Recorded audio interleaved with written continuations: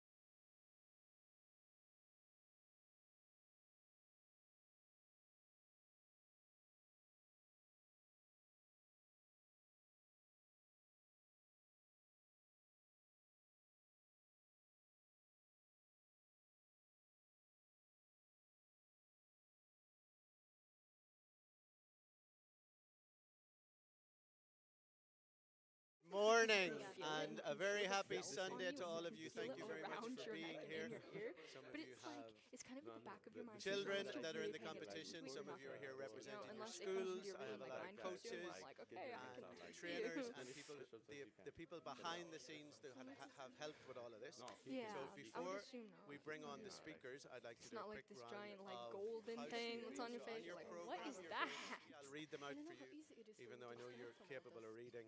Does it Our feel like sponsors the world are, isn't fair to you because it's and we are many, enormously many grateful I to put all mine of in them. my So chair. we have Mum Abroad, Well, it isn't. we have Educate to Oh, Communicate. yeah, yeah. Sorry, I thought you were we pointing have to the water Fig, bottles. I was like, yeah, I thought you were Gloria, yeah, we got Josh them is here, we have at the back. Metropolitan, and Victor is here.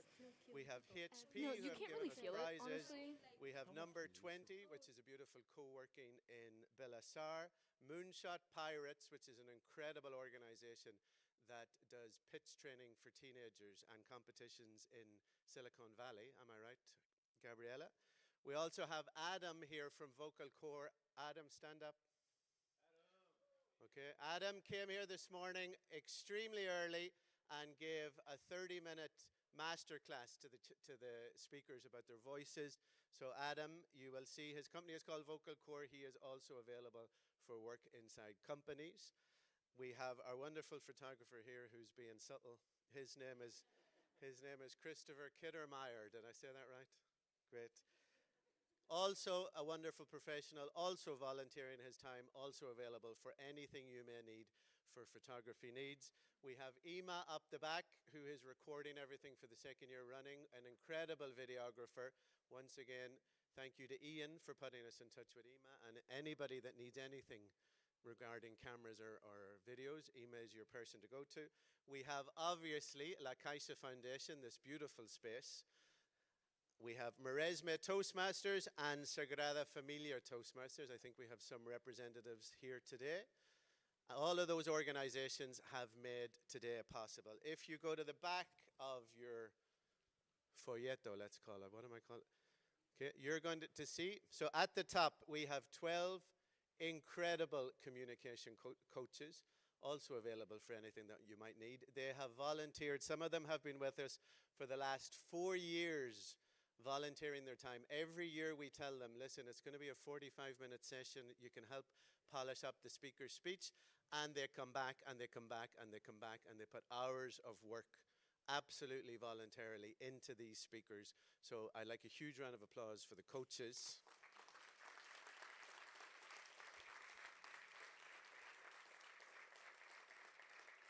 And everybody loves an excellent coach. Nobody really likes judges, but we need them. Okay, we have judges mingled among the audience. The kids don't, well, the kids have probably seen the program now, I think, so they'll pick you out. But this is our advisory board, who are also doubling as judges. And we have Jane, we have Dr. Jill, Josh, Mauricio, Tulia, and Victor, all of whom have been huge supporters of what we're trying to do from the very beginning. Tulia is the head judge, so any problems with the decision, find her, you have her picture. You can hunt her down and say, I don't agree with what you decided. Tulia's word is final. That's what Marcus tells me anyway. No? Tulia is making the final decision, and she'll be down afterwards. And just in case you're wondering, we have a sister event that we do in Belfast. We do that in Belfast Parliament buildings. Obviously, inside a Parliament, it's very hard to have a competition, so that's an event. Last year, we tried to turn this into an event to celebrate youth voices. And at the end of the event, everybody, all of the speakers came and said, Cormac, Carrie, Gabriella, Katrina, we loved it. Who won? So we've turned it back into a competition. That doesn't mean that the people who win are better in what they've done. They just maybe have given a better speech here today with the judges' criteria, but we need to be enormously proud of what all of these young people have done today. This is a remarkable group of young people. If they are representing your school, you're a fortunate school that you have children like this. If these are from your family, congratulations, they're incredible. It's an incredible bunch. Okay, so with that said, I'd like you on your feet. This is one second, Gab, 1 second. Speaking in public is not easy. I know if I randomly selected adults to come down here, most of you would start backing your way up to the door. We have also taken notes away from these young people. So it's a 5-minute speech with no notes. This is an incredibly complicated undertaking. So I'm calling them in now, and I expect all of you to lift the roof and give them energy. Please welcome the 2025 speakers.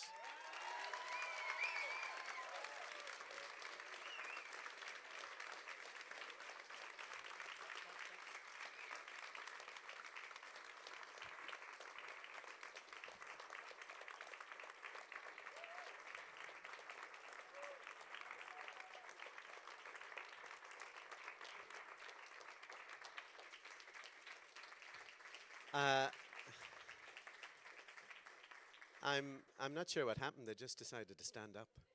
They just got very excited. Okay, everybody to your seats. Take your seats. Up you go.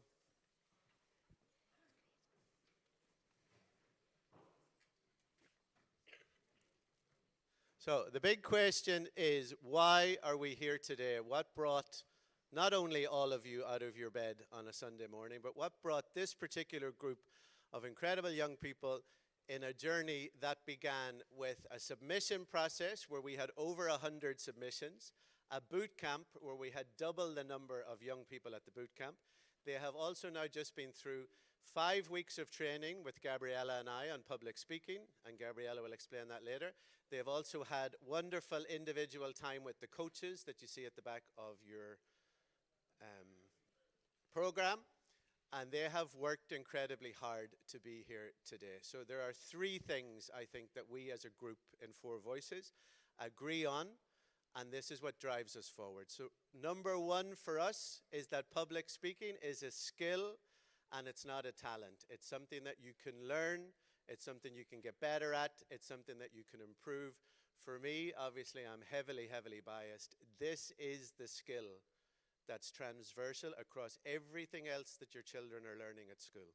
This is the skill that will open up their academic subjects. This is the skill that will open up their friendships. This is the skill that will drive them forward in the future. The ability to get up, speak, express yourself, to do what they're about to do, as I said before, is something where most adults would jump off a cliff, not this group of children. So that's the first thing that drives us forward. The second thing, and you're going to see it again this morning, public speaking is an act of courage. And it's an act of courage available to anyone. Okay? We know we have heroes in our society. We know we have people that we can depend on. But that act of courage that you, as an adult or as a young person, can say, you know what, I have something to say, and I know how to say it, and I'm going to say it, so that you're sharing what you believe, your voice, your opinion. That's incredible. And I would encourage any adult out there that has concerns around speaking in public, see it as that. It's an act of courage. And when you don't take it, you end up giving your power away to the person who does. Okay? And we need all of us, particularly the young people in the room, to understand that there is power in you. And if you sit and you're quiet and you're silent and you give that power away, please understand someone else will take it. And it could be then too late for you to get it back. And the final thing that we believe in Four Voices is that when you find your voice, you find your life. And by that I mean when you find your voice, you're able to take control of your life. Your personal relationships, your professional relationships, your ability to navigate conflicts, all of that improves because you are now confident in yourself, how you manage yourself, how you interact with the world. So that said, I am now going to call on our first speaker. Now, they've had a lot of training. This is not an easy thing to do. So clearly, at all times, the audience is supporting them, or you're in trouble. Okay, so our first speaker this morning, please welcome on stage Liam Tunbridge-Carr with his speech, "Success is in our hands."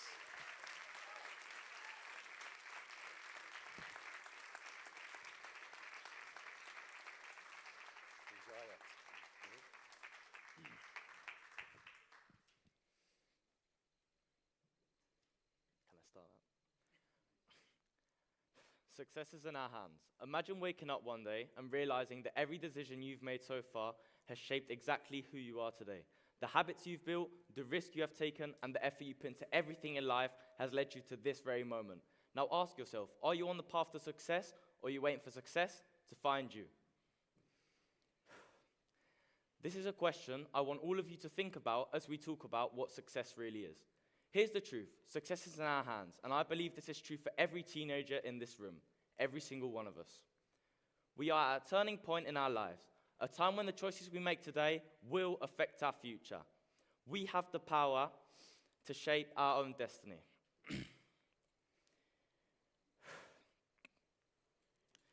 That's why it's so important to focus on building the right habits now, habits that will help us grow, improve, and reach our dreams.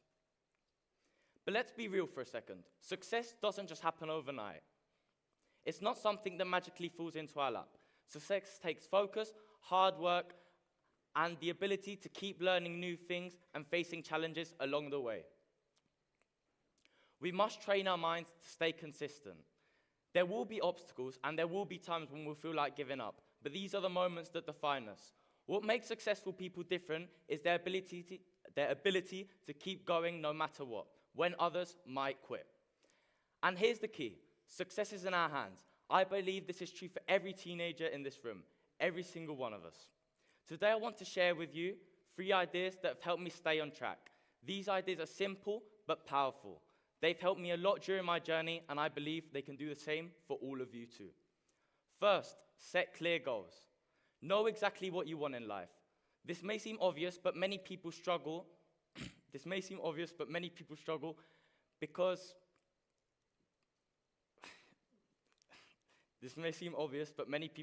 Because we don't all know what we want in life.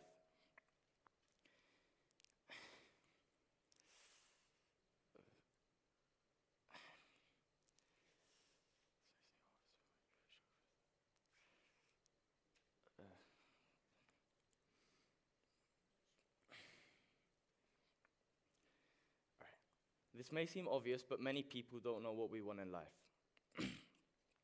We must break down our bigger ideas into smaller, achievable steps.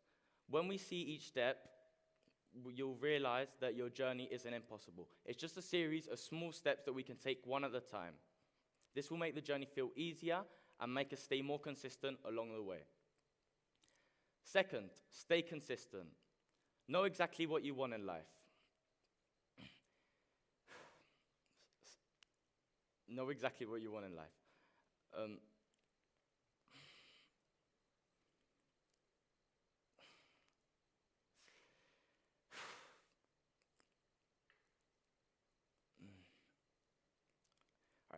Second, stay consistent. We must train our minds to stay consistent along the way.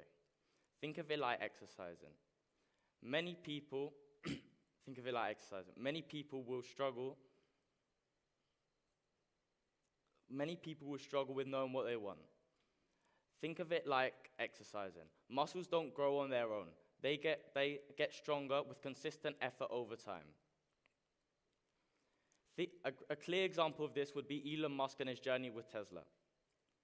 Elon Musk, when he joined Tesla, the company was nothing. They faced huge financial problems, lost a lot of money, and nearly went bankrupt. But through it all, Musk never gave up. He believed in the company's mission and refused to stop. And today, 9 years later, Elon Musk is a leader in the electric car industry, and Musk is the richest person on the planet. Why? Because he never gave up. Finally, believe in yourself. This is the most important piece of advice I can give you. You need to believe in your own abilities. When you believe in your own abilities, you unlock the power to achieve amazing things.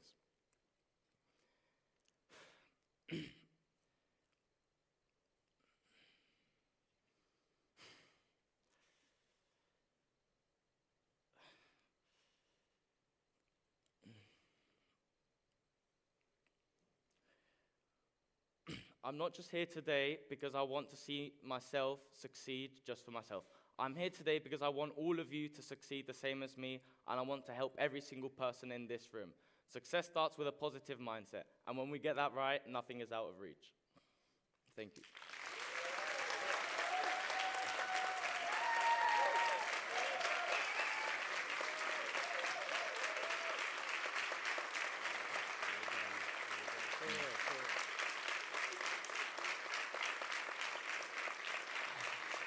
Congratulations, Liam. It's not how many times you stumble in life, it's how many times you keep getting up. You took your own advice. That was incredible. Okay? You stayed the whole way through it. We're all very, very proud of you. Well done. Well done, Liam.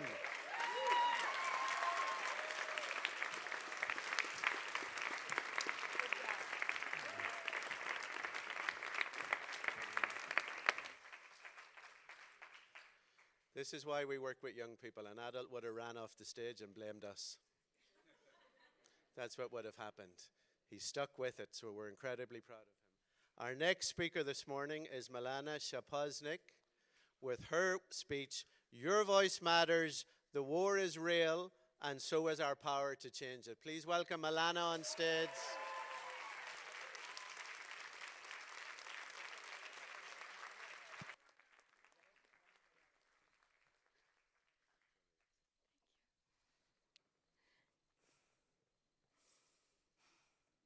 I want you to think about someone you love right now.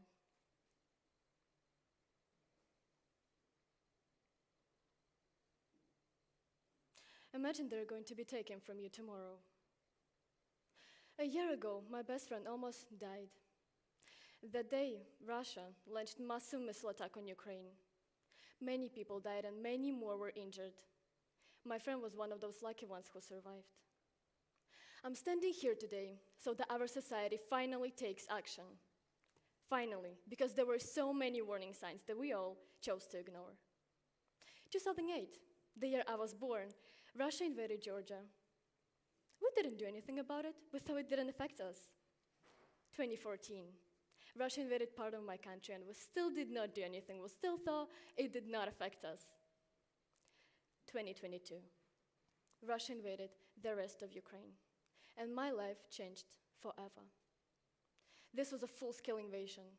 Missiles, bombings, fear, and endless conversations about evacuation, which would mean leaving our home.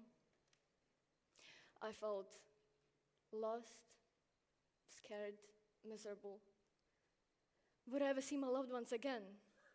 Would they even survive? Would my homeland have a future?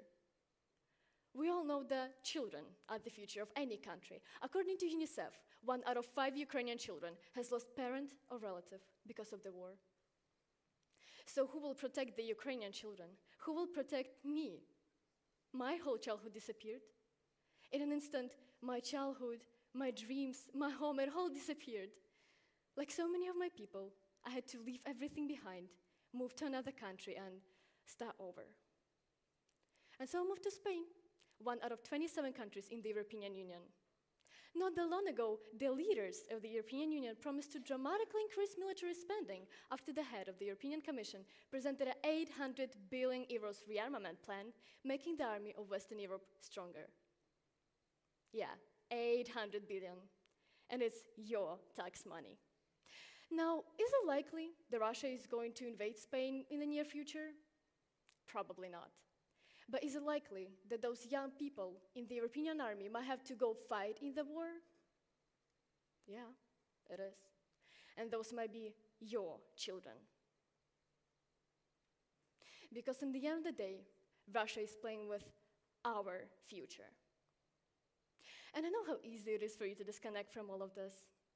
Does it feel like the war does not affect you because it's many, many, many kilometers away?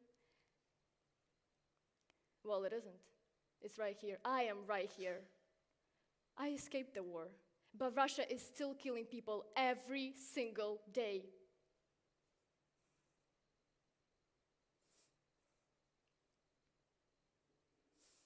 If we stay silent, nothing is going to change.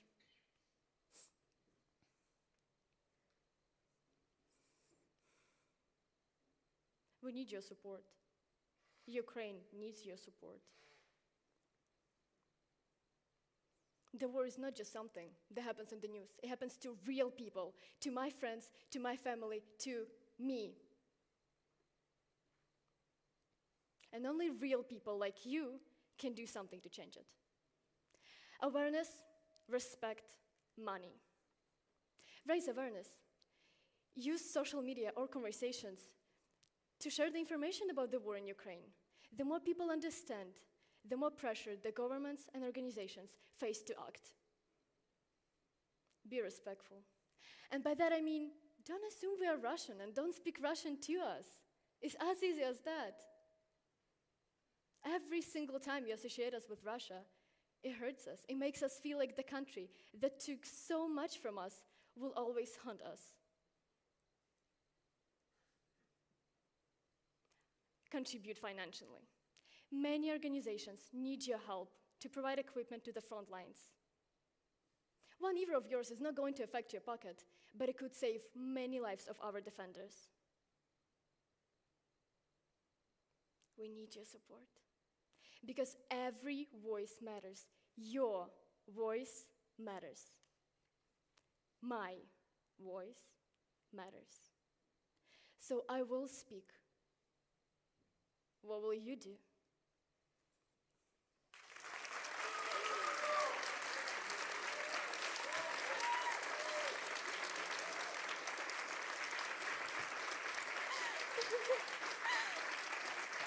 Well done, that was wonderful, well done.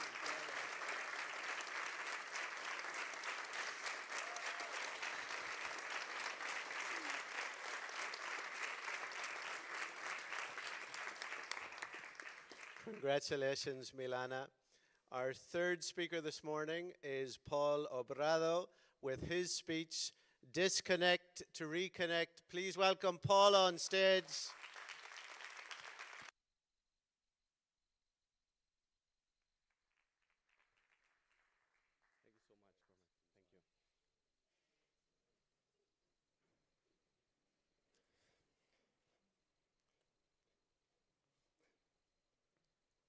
How often do you see this? I guess quite a lot. In fact, there's a study done by in Direct Line, an insurance company from here, Spain, that says that we average 6 hours a day. That's a lot of time. And if we go to newer generations, like Generation Z, we have it worse. We average 7 hours a day, and 1 in 4 spend over 8 hours a day. Do you realize how much time that is? It's a third of your day. You should spend that time sleeping, working. As a Generation Z member, I've also been there. When I was in Ireland for my exchange year, I lived in a family where things weren't easy. There was tension at home. So I would come back from school, go straight to my bedroom, bang, shut the door, take out my phone and get absorbed into it. 5, sometimes 6 hours a day. And in that moment, there's not that rational part of your brain saying to you, this is not right, you shouldn't be doing this. But something deep inside you, in your subconscious, knows that it just isn't right. So I came back home for Christmas, and my parents talked to me. Paul, we think you're spending too much time on your phone. What are your thoughts on it? What do you think? When they said this to me, I realized it wasn't just my imagination that was creating an illusion. It was real. I had a problem, and I wanted that to change. So we sought out to an addiction specialist, and with him I began a deep introspection to the root of the problem. And we found out 2 key problems. First of all, the one that shocked me most is that we use our phones for one very specific reason, and that reason is to escape. We try to escape from that uneasiness, that discomfort that there's in our realities. We try to forget about our sadness. And the same study from before says that I'm not the only one. Almost half of Generation Z say that they use social media to relieve feelings like anxiety, impotence, stress, or depression. Now, the other problem that we have is that in this society, there's noise and distractions and inputs going into our minds constantly. Our phone is bombarding with notifications, and we don't know how to just be. Silence, it feels awkward, and stillness feels strange. And it's very important to learn how to just be with ourselves, to enjoy that stillness, that silence, that solitude. Because it is in those quiet moments that clarity begins, because thoughts arise, thoughts start coming in, mediocre thoughts, deep thoughts that make you think and reflect. And reflecting on those thoughts and questions was what really helped me move forward, that key point. I asked myself something like, am I really deciding how much time I'm spending on my phone? Ask yourselves that question. Are you really deciding how much time you're spending on your phone?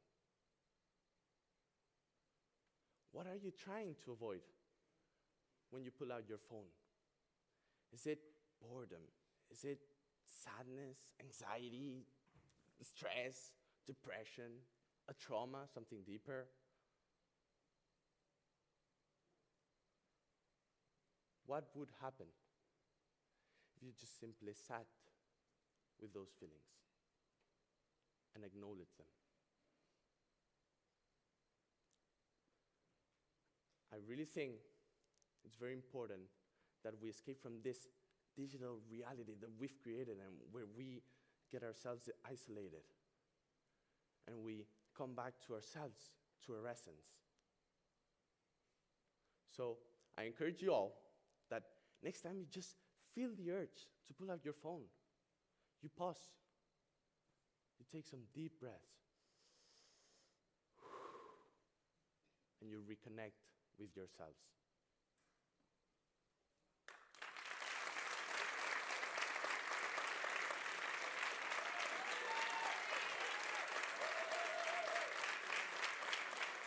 That was really powerful. Thank you, That sir. was fantastic. Thank you very much.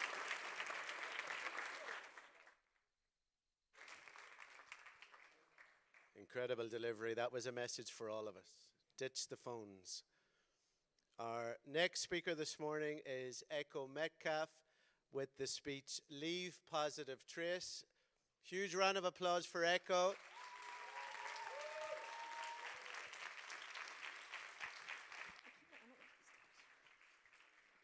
Thank you. Raise your hand if you've ever heard the phrase, leave no trace. Okay, a couple of you. Well, we have given it a facelift to leave positive trace. Leave positive trace. Leave no trace urges you to tread lightly, mind your mess, while leave positive trace urges you to connect with others and look towards the future. And let's face it, 2025 is a dumpster fire. Now is not the time to sit back and leave no trace. It is time to make our footprint. Leave positive trace is a call to action. But changing the world can be overwhelming. Do we start with climate change or homelessness? Where do I find the time to volunteer? I'm only one person. How much good can I do? And that's where Leave Positive Trace comes into play. With Leave Positive Trace, you choose to take a look at what you can do in the moment, in the now. So, waving at and quieting a crying baby is leaving positive trace. Helping an old lady walk across the road is leaving positive trace. Cleaning an empty lot by your house is leaving positive trace. It's easy and it's free. There's an instant gratification when we see the good deeds that we do. Dr. Jeff Hirsch said that doing good deeds, aka leaving positive trace, releases endorphins, serotonin, and dopamine, the feel-good chemicals of the brain. So I've used this to my advantage. Whenever I'm in a bad mood and someone's just really getting on my nerves and I just want to punch them in their face, I remind myself to instead leave positive trace. I even made a rhyme about it. Don't punch them in the face, leave positive trace. It sounds simple, and it is. Well, you might ask, can little actions really make a difference? And to that, I have two answers. Anthropologist and author Margaret Mead said, "Never doubt that a small group of thoughtful, committed citizens can change the world. Indeed, it is the only thing that has." And then I shared this story. One time, when I was around 6 years old, me and my family were visiting a beach in Barbados, a place that we had went to often. But this time, there was litter everywhere, from one end to the beach to the other. It was not looking so good. So my mom made the suggestion, hey, let's clean the beach. I didn't want to do that. What 6-year-old wants to do chores? I wanted to lay down, relax, not clean. Nonetheless, I grabbed a garbage bag and I started helping clean. After around 2 hours, we threw out the last garbage bag and saw what we had done. Was it perfect? Of course not. But it was better, cleaner. Later that day, Island Friends sent us an article. A reporter had been on the beach that day and wrote how it was embarrassing that tourists were cleaning the beaches. So, Islanders hired a garbage collector to clean the beaches each day. That one little act of doing good led to a job for someone and cleaner beaches for everyone. That is the heart of leaving positive trace. Of course, not every action will make you a local star, but when we choose to leave a positive trace, you are choosing to better your environment, help others, and have a positive effect on the recipient's mental health. Psychology Today states that acts of kindness help reduce loneliness, anxiety, and ease depression. So you can use this as an opportunity to connect to others. Say your cousin invites you to their birthday party. For the next 5 hours, you're having fun, playing foosball, ping pong, spontaneous dance party, and you go outside, and you notice their beautiful pool full of leaves. So you grab the skimmer, and you clean it.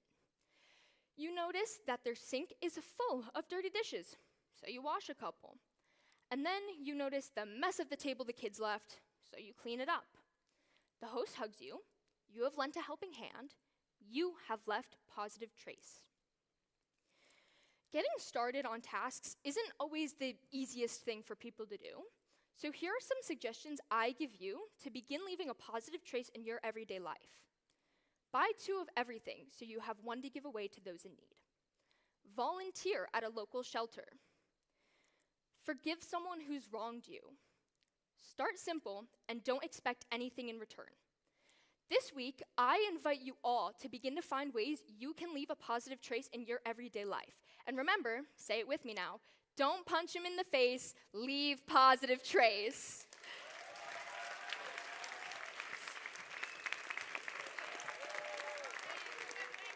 Thank you.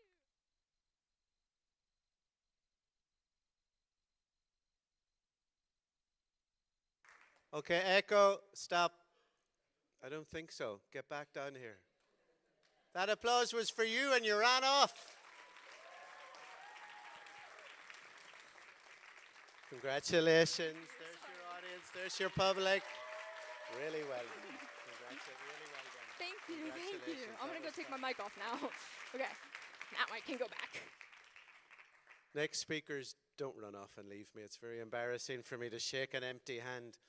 Our next speaker is Enzo Villa, and his speech, Make Vulnerability Your Superpower. Please welcome Enzo. Thanks a lot.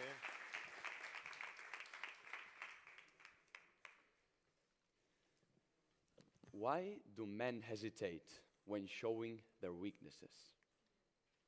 A few years ago, I had serious difficulties sharing my issues and worries with my loved ones. The problem was, I didn't want to feel weak. Unfortunately, sharing vulnerability indeed leads to weakness, not strength. But why is it like that? Why do we think that vulnerability is a weakness? What is strength in the end? Imagine yourself running into the office or your school. You're feeling completely overwhelmed, even sad. And your colleague or your coworker comes at you and asks you, "How are you today? Is everything good?" And you just answer, "Yeah, I'm good." But deep down, you know that you're feeling like shit. I'm sad. But why don't you share this with people who spend time with you every day? That's a problem that a lot of men face every day. It's a no-brainer that many of you, all of you in fact, have had very difficult experiences all through life. Experiences that have made you feel sad, even upset. How does that make you feel? Why don't you Share that. Imagine you are 8 years old and your parents have just divorced. Well, that happened to me and lots of my fellow colleagues at school. A lot of teenagers feel this in Spain until this day. Statistics say that it's 20% of 16 years old that face this. That's 1 out of 5. And I'm one of these 5. At the time, I didn't bother seeking help. I knew I had a responsibility. I didn't want my younger 6-year-old brother to feel scared, to feel like it was a big thing. Just calm it. This made that a lot of people believed that I was all right with the situation, and I didn't seem to care.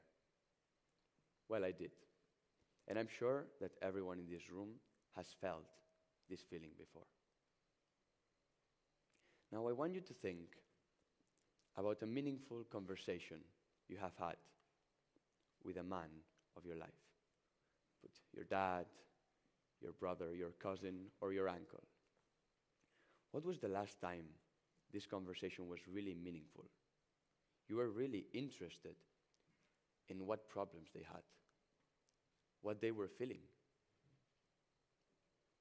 For most of us, this is a no. Most of us don't really have these conversations with men. And this is a major concern. But how this isolated situation translates to general data? Well, this has an impact, a very strong impact, in fact. According to the National Institute of Statistics, Spanish statistics, 75% of suicides are male. Why is that? That's because, unfortunately, we tend to share less. But we could not have been more wrong. It's crazy when you think about it. The people that could help you, the people that could support you, and you're just not speaking to them. Why? Because they would see weakness? Because then you would not be a man? No. We need to start sharing. Because there's a saying that says that a problem shared is a problem halved. Imagine a life, a society, where sharing is not a weakness. It just makes you better and makes us feel more connected. Share, and then thank me. Thanks a lot.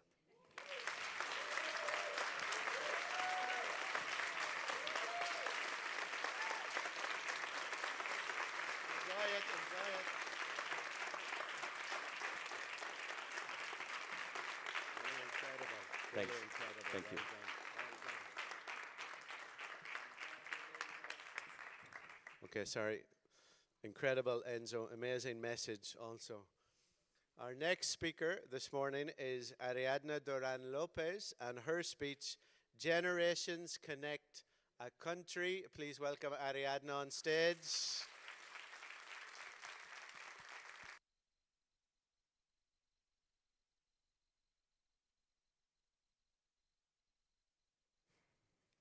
Generations connect a country. Well, that's precisely the idea that came to my mind just a few weeks ago. This whole competition gave me the opportunity to meet and exchange with many new people. And I realized how uniquely we, in Catalonia, value the bonds between generations. I was born and raised in Catalonia, and throughout my life, I've always been extremely proud of my cultural heritage. Throughout my life, I've been very close to my family, a constant presence that I perhaps took for granted at that time. I vividly remember those afternoons where my grandparents would pick me up from school with their warm hugs bringing sweet pastries and juice. They would then take me to the park where we'd spend the rest of the afternoon together, playing and having fun. I remember when my grandmother used to push me on the swing, while my grandfather, who would be sitting on a near bench, would scream, Hey, slow down, she's going to get hurt. These memories, which I now recall with nostalgia, highlight the beauty of the societies where family and community are a priority. But what makes my country so unique in this regard?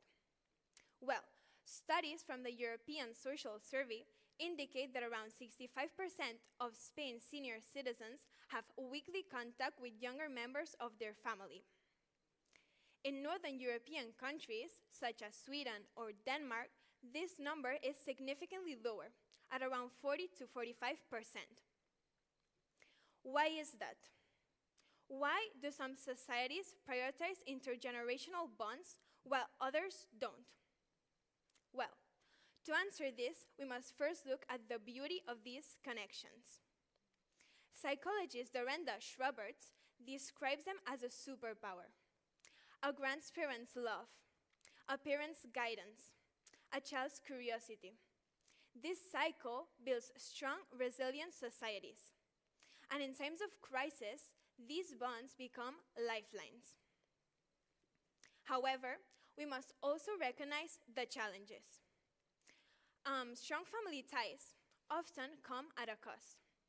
Young adults in Spain often struggle to become independent and find financial independence due to the high unemployment rates and the expensive housing. This has given rise to the so-called boomerang generations, where young adults are forced to return home after failing to achieve financial independence. On the other end, grandparents, especially grandmothers, often bear the burden of childcare, sacrificing their well-being for the sake of the family. Moreover, some studies show that in Spain there has been a decrease in non-family intergenerational bonds, leading to social isolation and few opportunities for personal growth outside of the family unit. Why then do some countries have these bonds as their cultural norm? Well, the answer lies in three key factors: welfare systems, economic stability, and urbanization. In places with strong social welfare systems, such as Sweden and Denmark, the extensive childcare and elder care reduce the need for family-based support. And in wealthier countries with higher economic stability, people have the opportunity to become independent much sooner due to the higher wages and the affordable housing. And in highly urbanized, mobile societies, work opportunities often force families to live apart, weakening intergenerational ties. So, what do we take from all of this? Should we abandon intergenerational ties for independence? Should we resist change to preserve tradition? No. The answer lies in balance. Given the times we're living in, our concept of community and our sense of belonging are more important than ever before. That's why, next time you're having dinner with your family, I encourage you to use this time as an opportunity to reconnect and exchange memories with them. Let's not take intergenerational bonds for granted.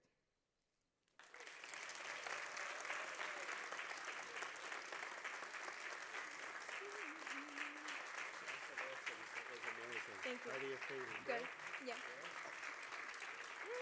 Thank you very much, Ariadna. We're at the halfway point now, and our next speaker is Victor Puentes, and his speech, The Incredible Power of Kindness. Please welcome Victor to the stage.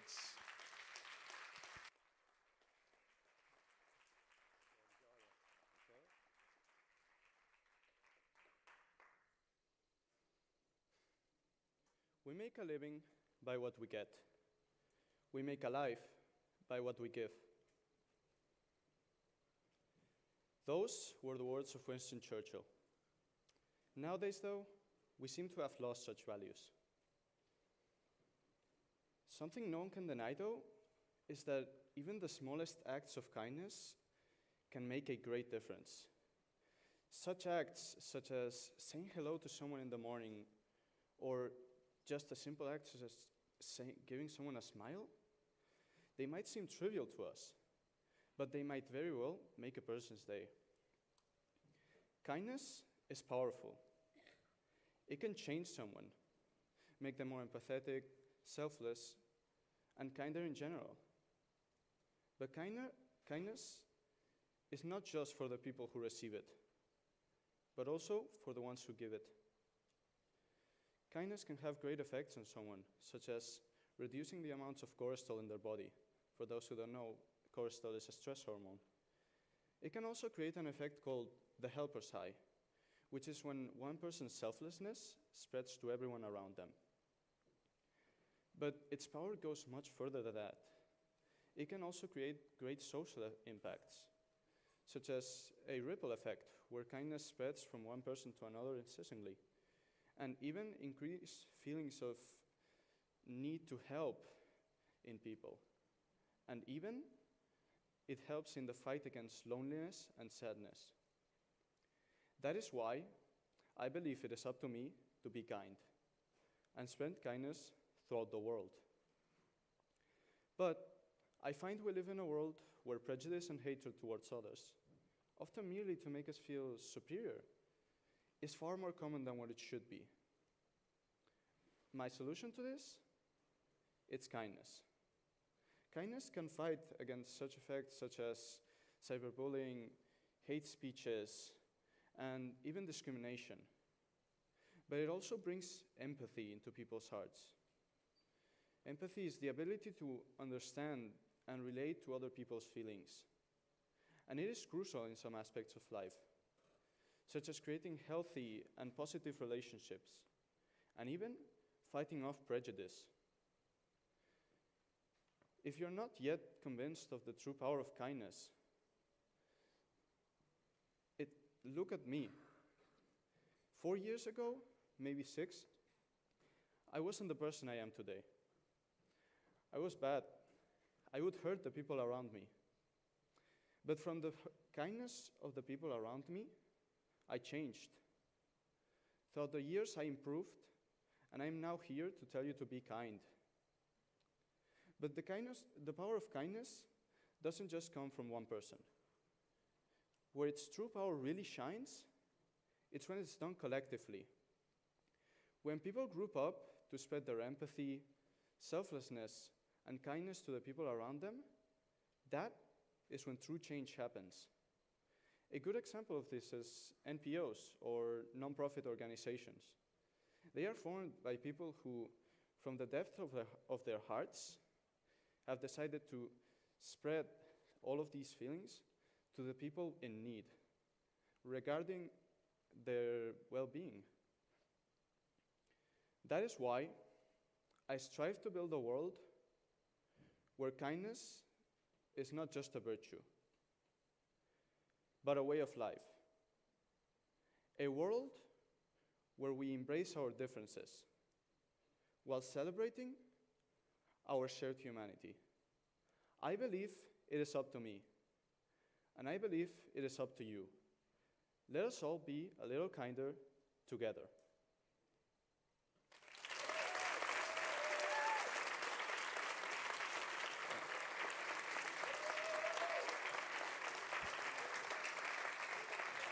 That was incredible. You did really, really well. Congratulations, Victor. That was exceptional.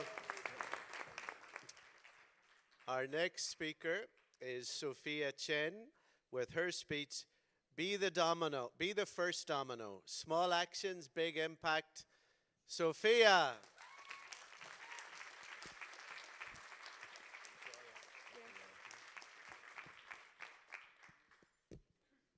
What makes the first domino fall? Imagine a line of dominoes standing perfectly still. Each one is identical. Each one is waiting. But nothing happens until the first domino decides to fall. That first domino doesn't wait for permission. It doesn't wonder, will others follow? It simply leans forward and tips. History is full of dominoes. Throughout history, small actions have sparked monumental changes. In 1955, a woman named Rosa Parks refused to give up her bus seat.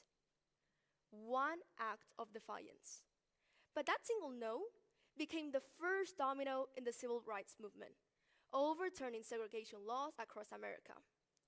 According to a study by Erica Chenoweth, a political scientist at Harvard University, when just 3.5% of our population acts, change becomes unstoppable. It doesn't need a crowd.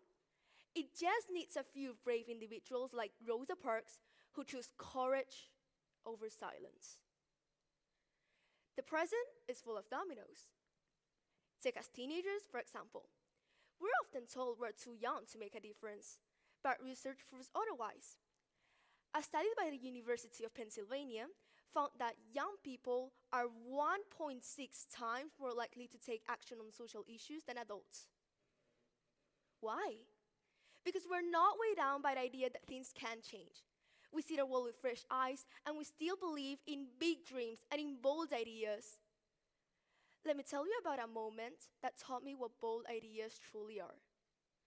Last year, I went to Tanzania for a service project. Under the blazing sun, wearing long sleeves glued to my arms and sunscreen melting into my eyes. I mixed concrete, chopped wood, and hammered nails. By the end of the hard work, blisters had formed on my palms. But that was a small price to pay for what we built.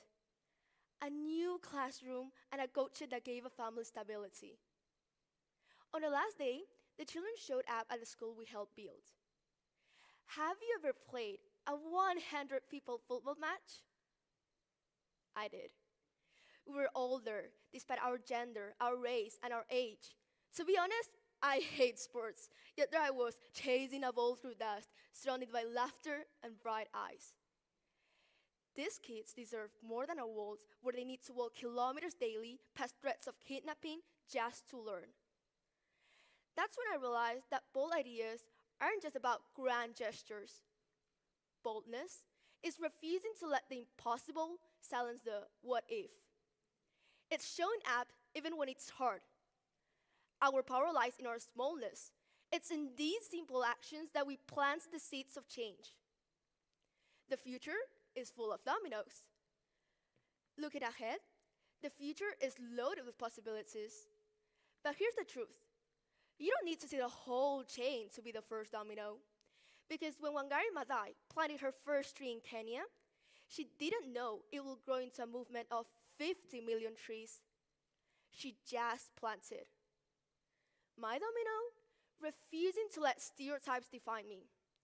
I've lost count on how many times I've heard, "It's so rare for you, a girl, to do this. Boys are better than girls in maths naturally."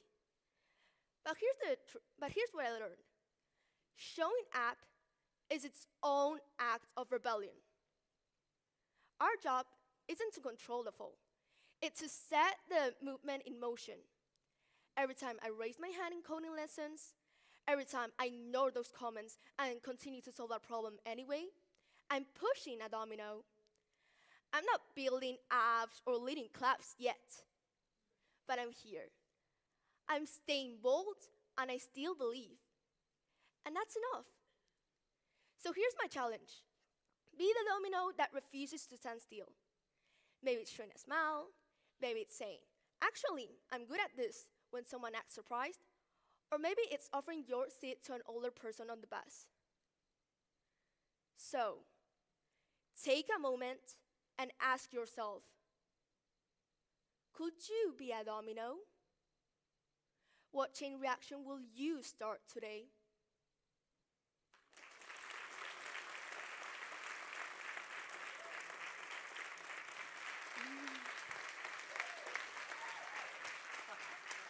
You were incredible. You're great. How do you feel?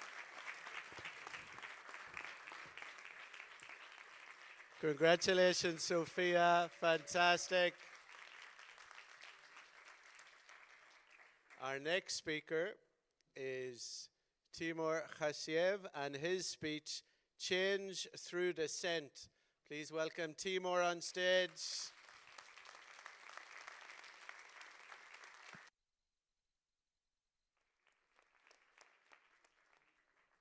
The man likes a slow entrance. He's coming, but that's okay. Enjoy it, okay?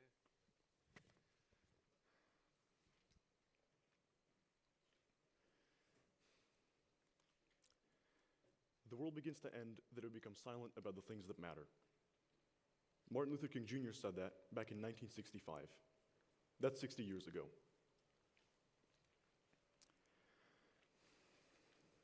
Today's world is one of attention economies. Getting one's idea to be heard and recognized for what it is, while possible, requires extreme dedication, patience, and perseverance, as well as a lot of luck. Make no mistake, living in the informational age doesn't mean getting discovered is now an easy and quick and easy process. According to Forbes, 90% of all data generated on the internet has done so within the past 2 years, with 2.5 quintillion bytes generated daily. Back of the envelope math, that equates to republishing the entire American Library of Congress 37,000 times every single day. This overwhelming amount of information means that valuable insights and ideas are often drowned out in the vast flow of data.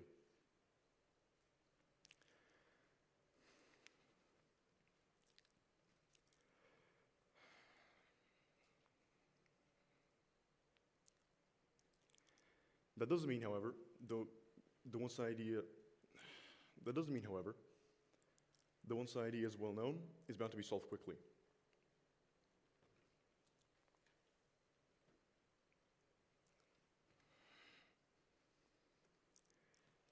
So the world is big and it has many problems.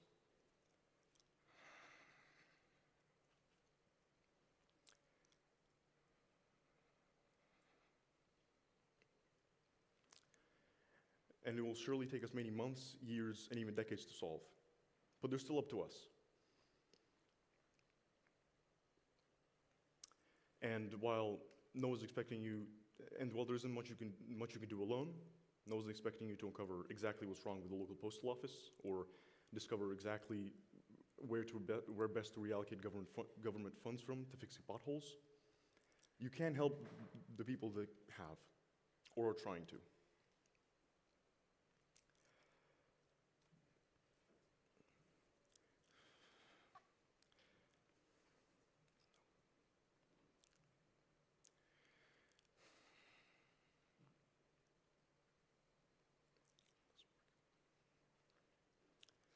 Even speaking about problems people are trying to solve can be a valuable form of support.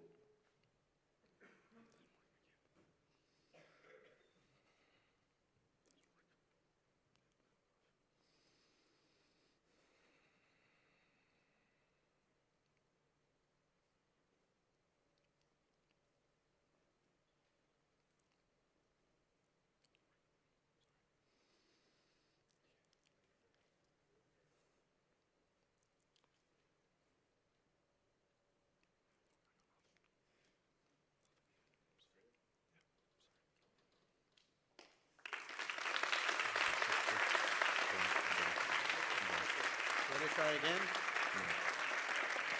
You sure? I can give you some breathing time to come back. You sure? Don't worry. Take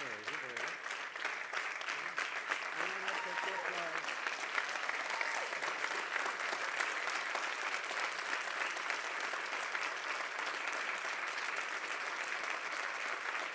You sure? Yes? Okay, so first of all, it can happen to anybody. Okay? Second of all, you pushed your way through it. Third of all, the audience is absolutely, completely behind you. You should be enormously proud of yourself. We all are. Yeah. We all are. Okay? So,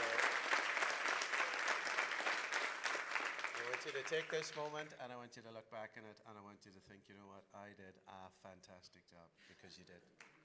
Okay? Timur. Okay, well done.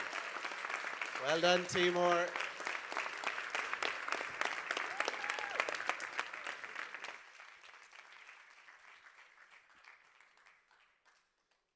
I did say it wasn't easy. What these incredible young people are doing is absolutely amazingly difficult and complicated. I mean, I can see some of my wonderful colleagues out there that are professional coaches, and you guys know what it's like. Okay, you know. So, Timur, you should be very proud of yourself. Okay, our next speaker, please welcome on stage Greta Anderson Sabate with her speech, Be in Charge of Your Own Reality. Welcome on stage, Greta.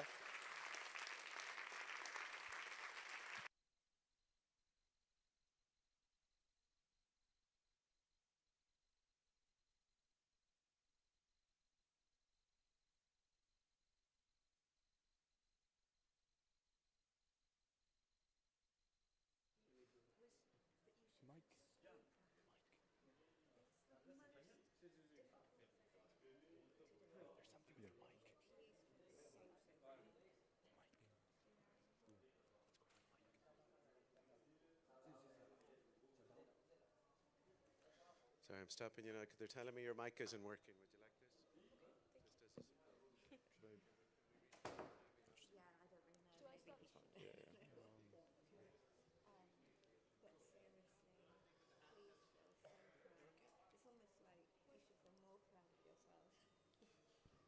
Tenía que ser.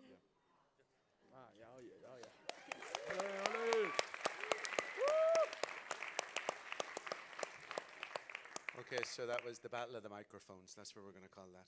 Okay, so starting again from the very beginning. Okay, apologies for the interruption. Greta!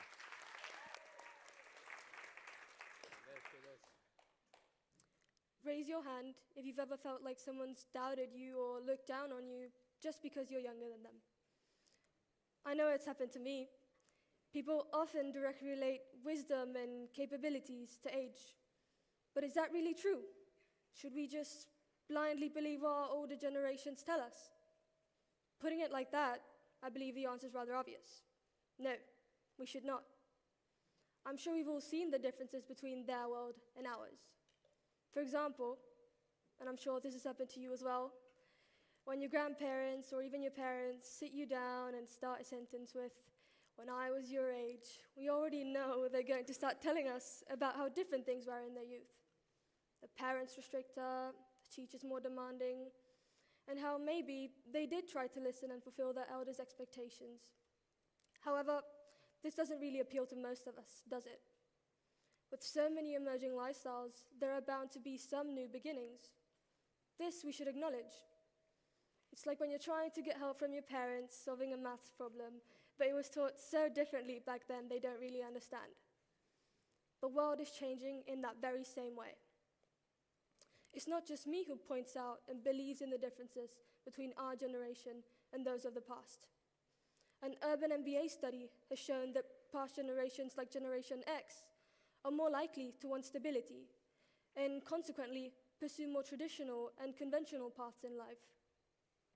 This is due to them growing up in a time of various social changes, like the rise of the internet. Our generation, however, was the first to grow up in an entirely digital age. This has allowed us to develop a new ability to manage technology, which has exposed us to many things, both good and bad.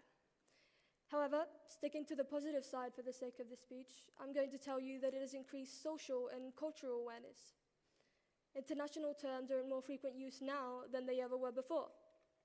It's incredibly easy to know what's going on the other side of the world, and international education is also pursued worldwide. Take me, for example. I never really thought I would be an IB student. I never thought my English would ever get good enough to be standing here giving a speech either.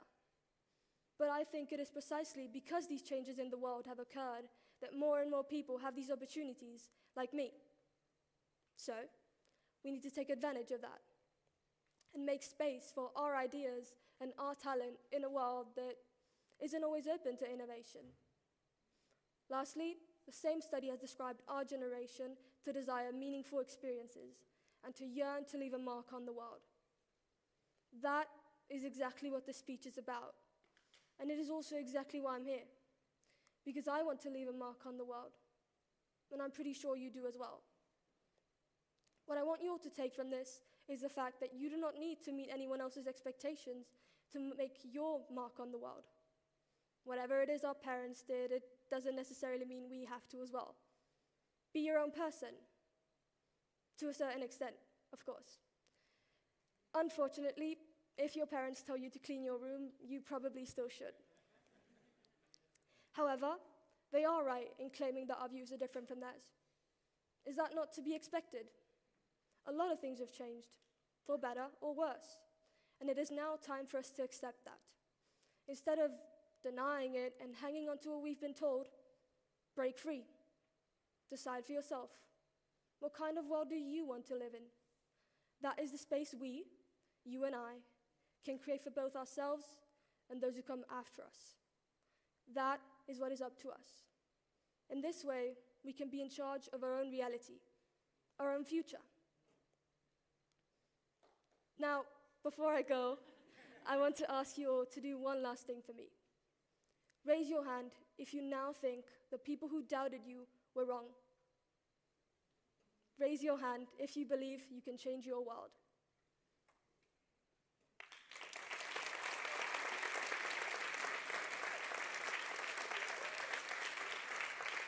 Okay, 1 second. So I'd just like to take a second to talk about the most incredible locus of control that I have ever seen. I have seen professional speakers that had technical difficulties that threw absolute tantrums. You stood there, you were attacked by microphones from all sides. You started, you restarted. There was an over-energetic applauder that tried to finish your speech for you. You continued. Truthfully, that was incredible. Congratulations, Greta. Congratulations. Wonderful.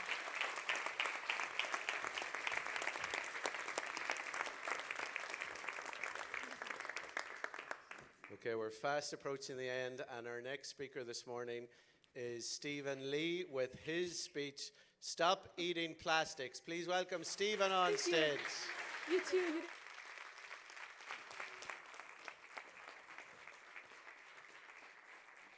Thanks. Noise, soil, air, plastic.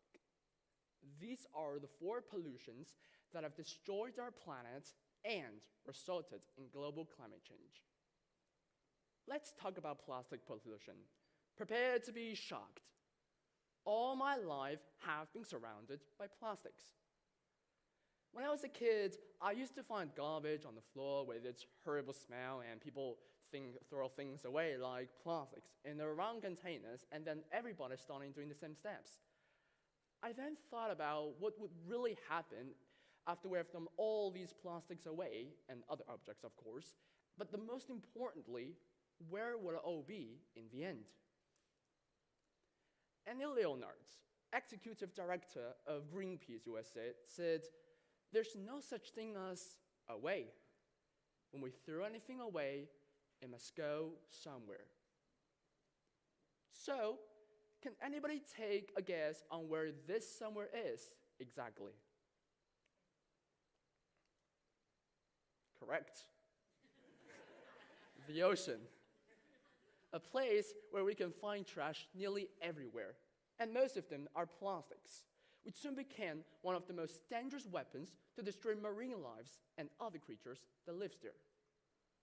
And that's why I consider it one of the worst pollutions of all time, as the number of plastic waste, both on land and in the ocean, has increased dramatically in the past few years, and without doubt, one of the quickest ways of polluting the environment and affecting the health of all animals as well as ourselves.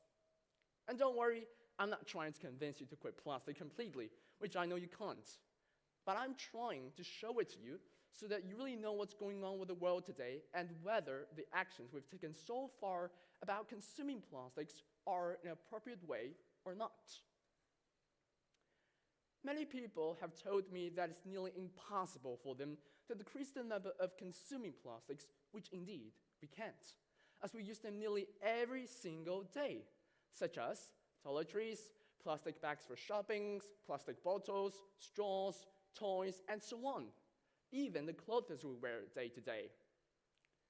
Although plastic is quite useful, throwing away on the ground, at sea, on the beaches, or any other places where you shouldn't could still be a huge problem.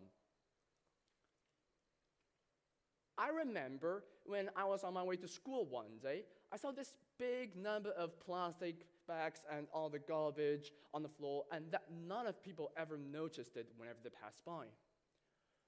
What would happen if nobody's gonna pick them up?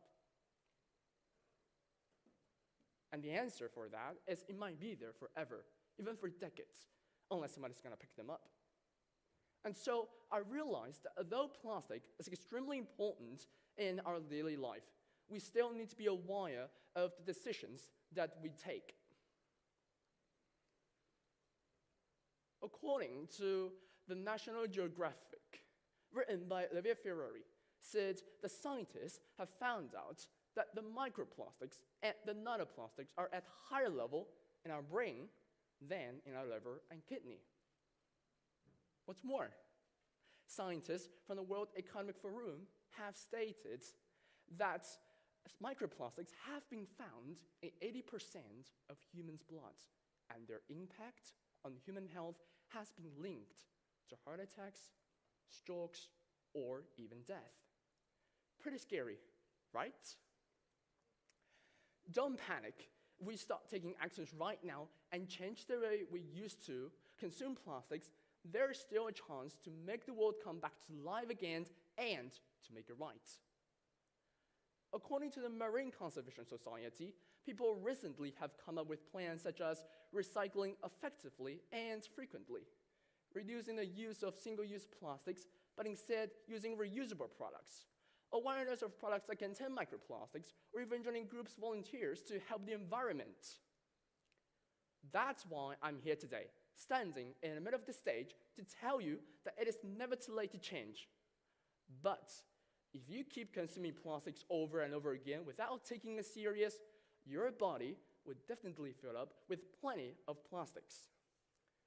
Noise, soil, air, plastic. It's up to me.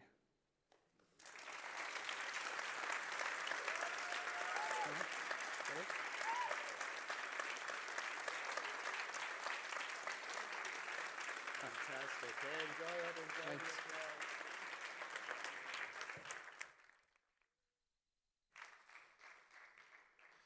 I'm going to incorporate that now in my own speaking. Don't wait for the answer. Correct. I'm learning today. And our final speaker this morning, please welcome on stage Jan Ortiz and his speech, Move to Succeed, Exercise for Academic Success. Jan Ortiz.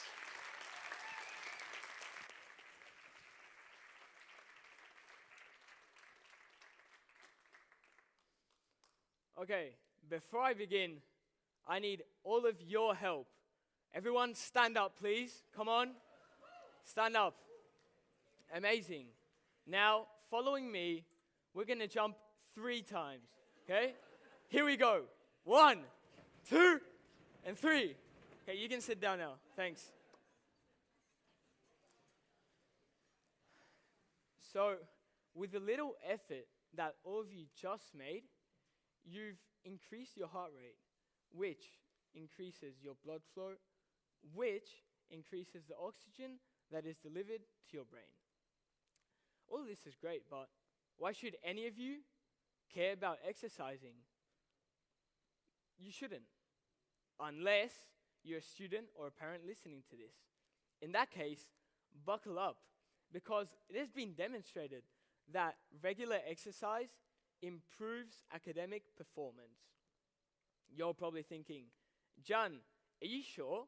How do you know any of this is true? Well, 10 years ago, an experiment was carried out in Chicago, which examined the effects of physical activity on academic performance, comparing 2 different groups of students. And what were the results? Well, it turns out that the first group ran for 1 hour before school each day, while the second group studied for that same hour before school each day. And what were the results? Well, it turns out that the first group the one that ran for 1 hour got higher grades by the end of that time period, especially in maths and reading comprehension. How is that possible? Well, this comes to show how physical activity improves brain function through increased blood flow and oxygen delivery to the brain, which enhances things like your focus, your problem-solving skills, and your memory, which all circles back to academic performance. Now, what would have happened if instead of jumping 3 times, we would have kept jumping for 3 minutes? Well, 3 things would have happened to your body. First, you would have reduced your stress levels. Then, you would have improved your mood. And third, you would have sharpened your focus. And let me tell you about me. Me being someone who runs out of time to exercise, I can tell you that all of these benefits are true. To give an example, my typical weekend morning routine consists of me going for a run around my town, Corbera. And let me tell you that the first 5 minutes are the only ones which are actually pleasant. The rest sucks. But throughout the rest, seeing the sun come up, hearing the birds sing, and feeling the cold morning breeze on my skin is what really keeps me going. But when do I actually start to feel these results? Well, for me, it's when I walk through the front door of my house and see how my dogs come to greet me as if they hadn't seen me in over a year, is when all the feelings of accomplishment come rushing to me all at once. So how can you encourage others to start getting better grades through exercise? Well, all it takes is one person, and that person is you, to create a ripple effect among the community. Talking your friends into going on a run with you, getting your brother to sign up for a gym membership, or even creating a WhatsApp group for those wanting to start but don't know where to begin. Simple tasks that you can do to create a difference. So before I finish it off, I want everyone to get up and, no, just joking. You're not going to jump again. But what I do want from each and every one of you is if you're someone who's currently taking any exams and wants to get better grades, include some sort of physical activity into your daily routine if you haven't already. Because exercise helps and improves academic performance. The change starts today with 1 jump, 1 run, and 1 workout at a time. Thank you.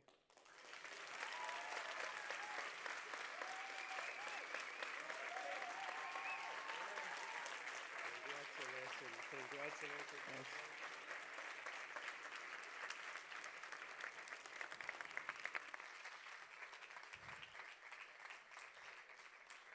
Congratulations, Jan. Part of me is very glad you didn't make them do it for 3 minutes. I was hearing a lot of creaking bones in the audience. So a couple of things. Jan was our final speaker, so just a couple of small things. So I should have said in the beginning, the speakers are very, very aware of this, that we have been timing, Carrie and Gabriella, for a speech to be considered valid for the competition. The person must have reached 4 minutes 30, and for it to be still considered valid for the competition, they can't have passed 5 minutes 30. I should have said that in the beginning, but the speakers, that's not new news or information for them. I would also like to point out that despite all of the training from Gabriella and I, all of the help from the coaches, each and every speech today came directly from the person who gave it. Everything they said, the thoughts that they're sharing with you, the incredible reasoning that they're bringing, the perspective that they brought, that is absolutely theirs. And we should all be very proud of that. And finally, I think we all live in a world where social media is frightening. All of us, as parents, as educators, have watched adolescents. We've all been horrified for things that we've seen. We know that equally for boys and girls, life online is complicated. It is moments like this that shine a very, very bright light into the future, because what these 12 young people today have done is incredible. They are incredible people. And so I will, just because now that Jan has got you into the rhythm of it, I'd like you once again on your feet, because I'm going to call them all down. Please, a final applause for an incredible group of young people. Everybody get down. Speakers.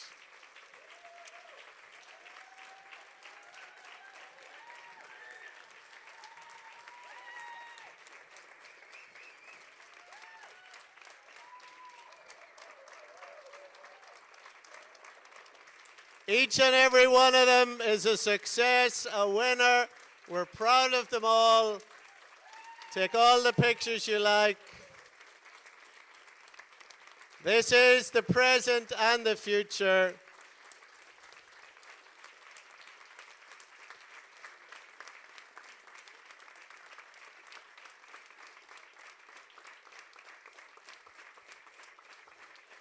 Okay, I'll pass it over to you now, right? 1 second, I'll introduce you. Okay, guys, thank you so much. So I would like the judges to make their way to Katrina, please. She's at the back of the room. I will hand the microphone over to two of our other co-founders. Please welcome on stage Gabriella and Carrie.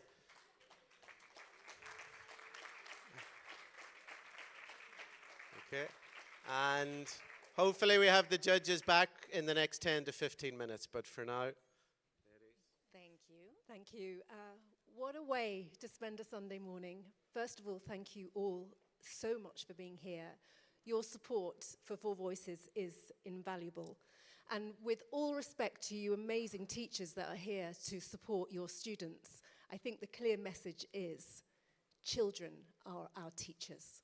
And what we want to do at Four Voices is ensure that those children get the platform they deserve to talk about issues that matter to them. And you can see today how much they want to share their concerns, their worries, their hopes for the future. So one of the messages today was small acts can have a big impact. We want to create a movement at Four Voices. We started 4 years ago, and already we've seen how the message is beginning to spread. So this year, for the first time, we did a boot camp. A couple of months ago, we had 21 students come to a space where they could be trained and interact and collaborate and learn. And Gabriella, I'm going to ask you this. Just remind us what they were like at the beginning of this boot camp. And then tell us what they were like at the end of the day. It was truly transformative, wasn't it? So it's my favorite part. So I would like you to imagine this is Carrie's space. It's a smaller space that had 21 chairs available. As we introduced all 21, because we chose 12 speakers out of the 21 to join us here today, we had each and every one on a chair. We had stepped out to bring in more children. As I came in, sat down, we entered, and this is exactly what we saw. Would you like to join me in this? We need Paul here for this, actually, because it was back pocket. This. Not one conversation between them. Of all the 21, not a hello, not what's up, not how's it going. It was immediately face to phone. When we came in, we had mentioned, did you want to say something to one another? And the answer was no, we're cool, thanks, we're good. Here's the amazing thing, and I have some beautiful faces in front of me who will come down here shortly. They don't know it yet. But the amazing thing was by the end of the day, they were not only laughing, engaging, holding hands, arms around one another after the full day experience, but they were texting one another, they were getting together, and they were supporting one another. So all of this in a world of digital media, we tend to have everything digital, but we forget how important it is that each and every one of you are here today. Because the communication has to be physical, not just digital. And you physically being here today is what matters. Because it creates a space, and that's the movement we're creating space for one another to have a conversation, to listen actively, not to solve a problem in your head and say, oh, I got an answer to solve it for you, my son, my daughter, my partner, my whomever, but literally to create space to say, I'm 100% here for you because what you have to say truly matters, and I legitimately care. On the other side is 8 hours of intense training to the point that by the end they said, dear God, that's a lot, right? We taught them how to craft a speech. We taught them how to deliver a speech, how to give eye contact, how to use your hands, how to create a message throughout your speech that matters. And this isn't just a normal speech, a keynote speech. It could be anything, a conversation you want to sit down with someone. It's the same skill set. Because it's not about the talent, it's about the skill that our coaches here today, thank you each and every one of you, both online and off. And can I just have you stand up for a minute, the coaches who did come today? Stand up, please. Thank you.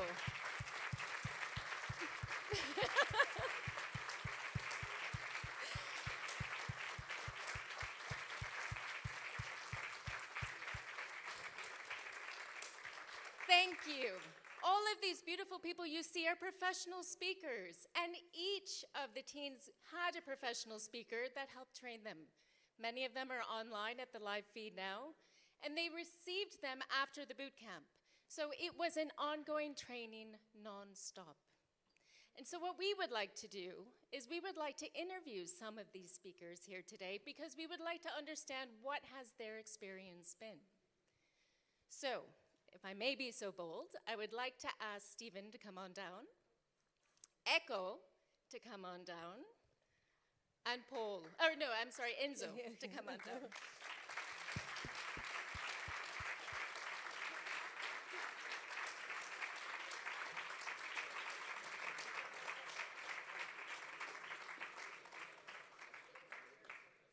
And the stairs are terrifying. Please be careful. Also, because you guys are quite tall. For me, it's really easy. So, Carrie. Before we speak to you, Gabriella, I want to just ask you, because what happened, once we'd had our 21 students in the boot camp, we had to then choose 12 students from there. They had to submit their speeches again, having acquired all these wonderful these tools and the lessons learned at the boot camp, and then we chose 12 from them, the 12 that you saw today. And then they had the intensive training with Gabriella and Cormac and the one-to-one sessions with the coaches. So acquiring even more tools and skills. Public speaking is a skill. It's a learnt skill, and they've improved immeasurably. But I wanted to ask you first, Gabriella, what have you thought has been the greatest growth in our students this year that you've seen? I think what's interesting for me is the power behind your speeches. There's such a sense of why, and this is something that we profoundly worked on this year, is why are you here? Why are you doing this? Why bother getting up on stage? If you don't legitimately know what you want to say from here, it's very hard to deliver it here because you need that why to carry you through. And I think all of you have seen the passion and the importance each of these guys have to share their message because clearly they were impacted by something in their lives and they want to take a stand and share it. So I'm curious, what was the greatest impact for you? And I'm curious by Echo, what do you feel? Like what inspired me to make the speech, basically? And how are you feeling as you are here today? So what inspired me to make the speech was, like I said in my speech, the world isn't doing so great right now. Every time I click on a news site, I always see it. Pollution, climate change, garbage everywhere, the ocean's being filled with trash, the Great Reef is dying. So every time I go online, I just see all this negativity, and I knew in me that we needed a change. We needed to make that better. I wanted to see, hey, the Great Reef is surviving, it's thriving, there's new species of fish coming along, not just all this negative stuff. So that's kind of what inspired me to make the speech, wanting to be able to see that positive change, not just this negativity everywhere. And coming on the stage, it was pretty terrifying, yeah. I was like singing in the background. I know I'm next. I'm like, no, I don't want to be next. Let me go. Let me leave here. But I came up on the stage. I stood. I began talking. And I didn't feel scared anymore. I don't know what happened. It kind of just felt like I was talking to a bunch of my friends.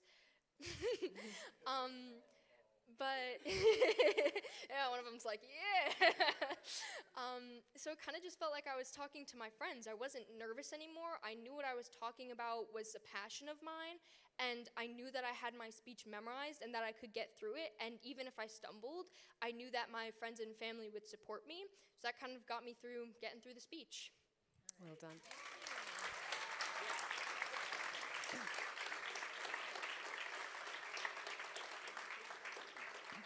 One of the trends we noticed this year, thank you, by the way, one of the trends we noticed this year was, for the first time in the Four Voices history, our short history of 4 years, we had more male contestants than female.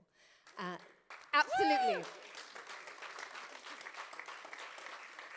And I think we all agree that to move forward together, as men and women moving forward, we need men to open up and talk about things that they feel deeply about.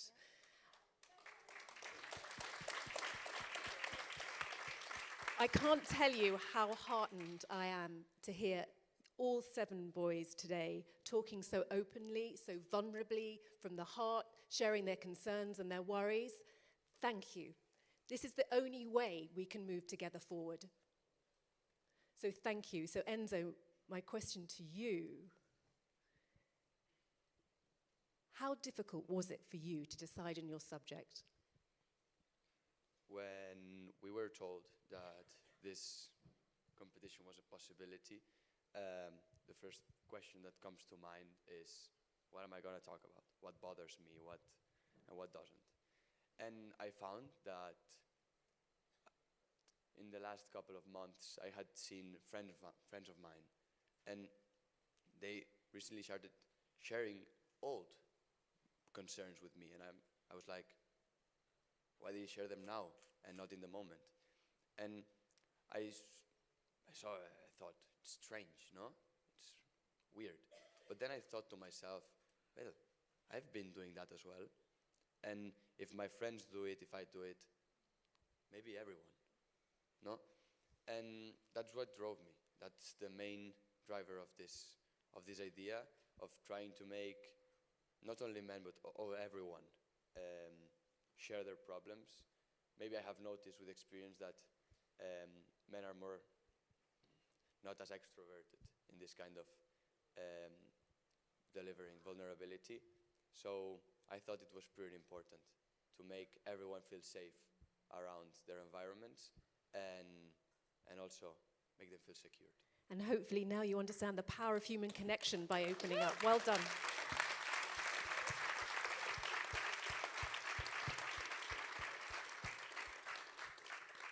So, Stephen, I've got a really specific question for you, actually.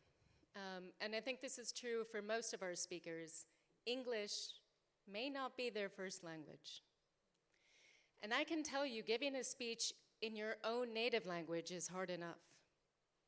Now imagine doing it in a second or third language. That is incredible. So, Stephen, I want to ask, what was it like for you, and how important do you feel it is to be able to not only adapt to other languages, but learn how to adapt to your audience in another language? What was the process like for you? Because this is your second or third? Fourth. Okay, please explain. Yes, as Gabriella said, it is quite difficult. The process is hard, and of course we need hard working in order to learn a new language. And sorry, what is the question again? I don't understand the question. Number one, what languages do you speak? I speak, let me see, I speak Chinese, English, Catalan, Spanish, and I'm learning French at the moment.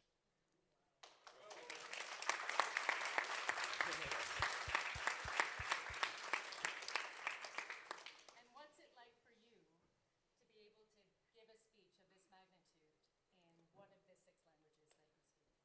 Like, yeah, I mean, when I was having my first presentation in my life, I never thought like I could do a presentation like this, you know, like in front of all the audiences. And because it's my first time and I love the experience, and although I know that some of the words that coming out of my mouth doesn't seem correct, I do think that I have the confidence. I have the confidence to speak what I want, and I don't really matters what they think. I matters, but like how do I say that? Yeah, just be confident and never give up, and always, always, always remember that the more you speak, the more you get. And the more you get, the more you understand what the people are talking about, and you will get more understand what you're talking about and what you're going to deliver to the audiences. Thank you.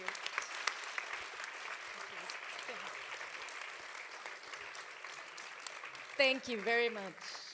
I So think you we guys all have, can take a stay seat. there, stay there. Oh, Because we've got a few minutes there's- left, because I just thought we would make the most of this extra time and just open the questions to you. So, because I'm sure you might want to ask either Gabriella or our wonderful 3 students a couple of questions. So just raise your hand if you've got something to ask, either about the process of 4 Voices or anything else to do with the competition from the students. Does anyone have anything to say, or just to say? You don't have to ask a question. You can just maybe express how today has felt for you, and what you've perhaps any takeaways from today, how you feel. Are you encouraged? Hopefully, yes. Anyone got anything to say? Come on. Yeah, we go. Perfect. Well, first of all, well done for everyone. I want to specifically thank Christopher for dragging me here, because I didn't know about this until 2 weeks ago, and he told me about it because I'm working in the same field as well, and he said like maybe it's a good opportunity to go here and see all the younger generations on stage, and it's like, well, okay, yeah, maybe a Sunday morning, I don't know. But I'm very happy that I'm here, so thank you. Very well done, everyone. It was amazing to see the different subjects and everything. And since I'm very, it's maybe a silly question, but since I recently explored this, I'm wondering where the 4 in 4 Voices is coming from. Where does the name come from? Guess how many founders there were. There we go. Okay, over to you. Do you want to say something? So thank you a lot for hoisting this, mounting this thing. It's amazing. It really struck me how you guys, how you delivered your speeches. It's so profound how the subject that you choose, the way you did it, is a really amazing experience on a Sunday morning. I mean, could have been on our phones or on our iPads, but we didn't. So thanks a lot for being here.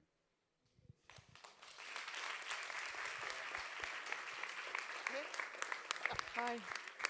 Hi. First of all, just wanted to say huge congratulations to all 12 of you. Cormac mentioned acts of courage earlier, and I feel like you all really, really delivered on that and were very, very brave in how you took your messages forward today. I'm on the board with 4 Voices. My name's Emma Buckle, and I work with Learn Life. And I just wanted to first make a comment to say, you know, what you guys are doing is exceptional in terms of building your confidence, your self-esteem, so really well done there. I just see how important public speaking is as a skill in terms of how we take that forward in our lives. So keep going with that, and yeah, keep at it. And then I had a question, which was, how much do you feel you've learned from this experience that you think you can use in the rest of your life going forward? So beyond what you guys have done today with your speeches and all the preparation, how do you think it's helping you to move forward? Well, I believe that the main component of all of this is just to learn how to communicate. I think that a major problem nowadays is that people don't talk enough for themselves and just let everyone run over them. So I believe that this is a very good way to make us young people start to learn how to express opinions for ourselves and make it in a structured and nice way.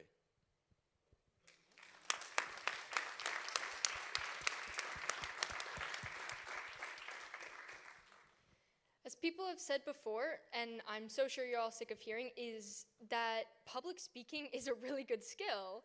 So I'm really glad that I got this opportunity because it definitely helped me with like, okay, here's how to write a script. Perfect. My mentor helped me a lot with, okay, hand movements and walking around. Oh, okay, don't add in these details because that's too much or that's too little. So that definitely helped me out, and it will help me out in the future, especially in writing essays and anything I do in that form of like writing books, poetry, so on and so forth. And even just being able to know I have the confidence to get in front of a huge group of people and say what I need to say will definitely help me out for future.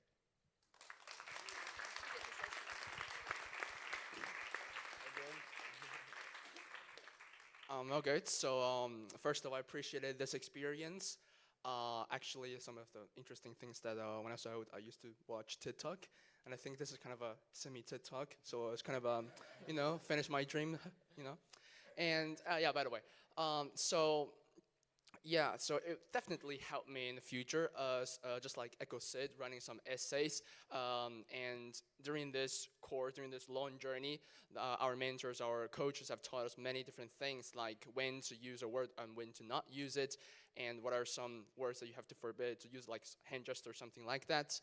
And I think it's pretty useful in like for the presentations in the future, no matter if it's in school or in public. And yeah, I think this experience is not just for me. Like I think it's perfect for everyone.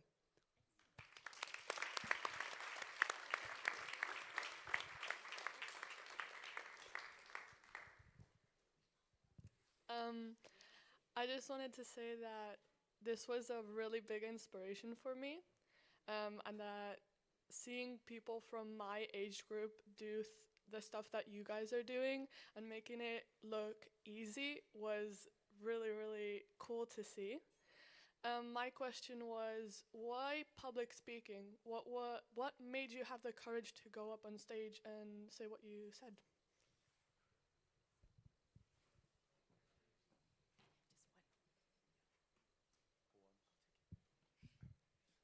So that's a good question first.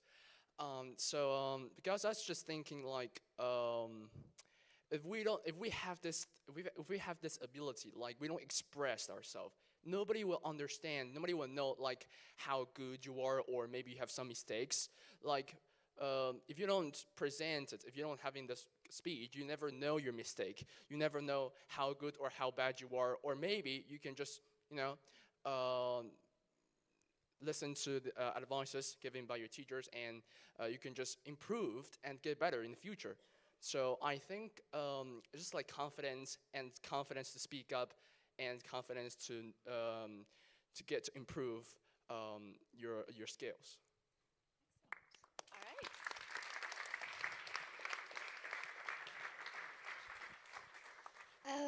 When you were making your speech, when you were done, did you ever think about what you could have done better, or did you just stand with your ideas and enjoy what you did and how you did it?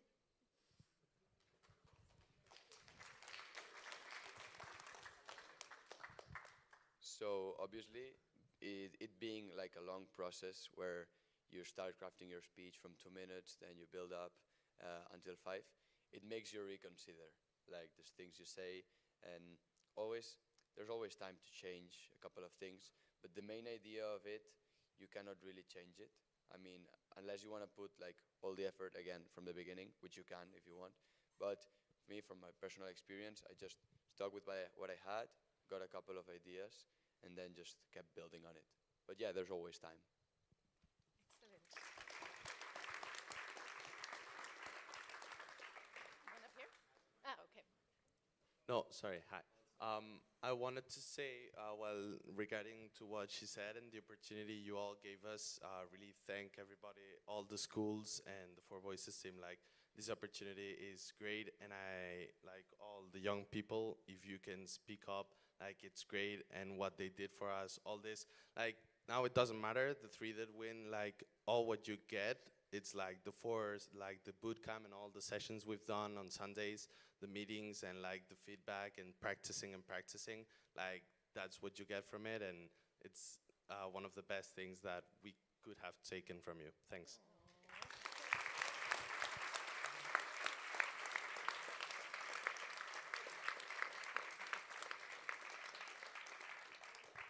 So while you're here, I think it's an important moment to introduce someone who doesn't know she's coming down on stage. We have 3 alumni here from last year that I encourage to stand up and say hello and thank you for joining us.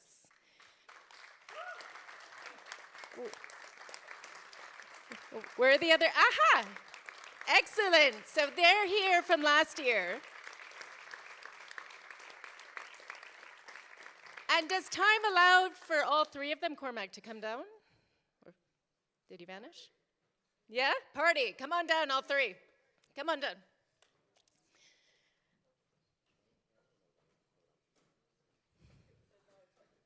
Ha-ha! You're back again. Excellent. All right. So Grace, I'm going to start with you. What has Four Voices opened for you? Gosh, Four Voices has been such an incredible experience for me, and it's opened so many doors. I want to be an aerospace engineer, so public speaking, it just kind of seemed like a sidetrack. But I got up here, and through the crowd, I had so much networking from this and so much exposure that it has opened so many doors, and I am further to my goal than I have ever been. And it's allowed me to grow even further just in my public speaking, and the fact that I can stand here, and the first time I did it, I was so scared, and now I can do it with confidence, and I'm relaxed, and I can actually speak fluently. So it's just been an incredible experience overall. We didn't pay her.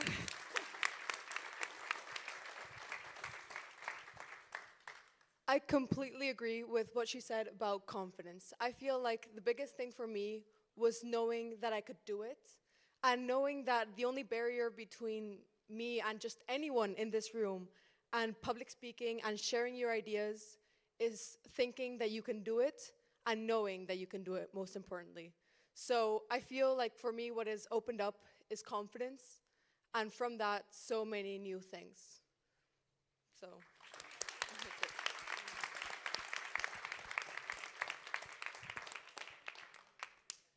So last year, when 12 of us were doing the speeches, me, Grace, Patty, and many others, it was honestly the best opportunity that I've had in a very long time. And it gave me the possibility to speak to a lot of people about very important issues. Well, my speech was about child pornography. Well, not child pornography, but like kids watching pornography. You know what I mean? Anyways, it's such a strong subject that I was able to talk about to everyone here and people online watching too. It felt that people needed to hear that, and people needed to realize the problems that were actually happening before you, and you just didn't realize it. And the speeches that these 3 and the rest of the 9 up there, amazing speeches. Those were incredible. That really pulled on my heartstrings, like about the war, about spreading kindness, about the dominoes. Like, that was amazing speeches, and I really appreciate you guys sharing those to us. That was amazing. Thank you. Thank you. Well done.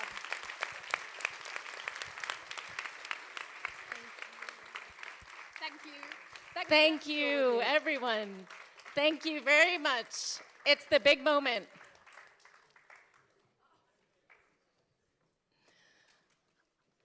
All right, so I think we have some news. I think we have some exciting information here. Victor, Are you delivering the big news? Well, please come on down. Uh-huh. Yeah. Are we ready to go?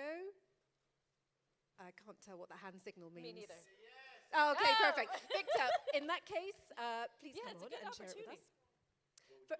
Yeah, well, first of all, just could you sum up your experience this morning before you announce the winners? Yes, actually, there's something that I would like to say.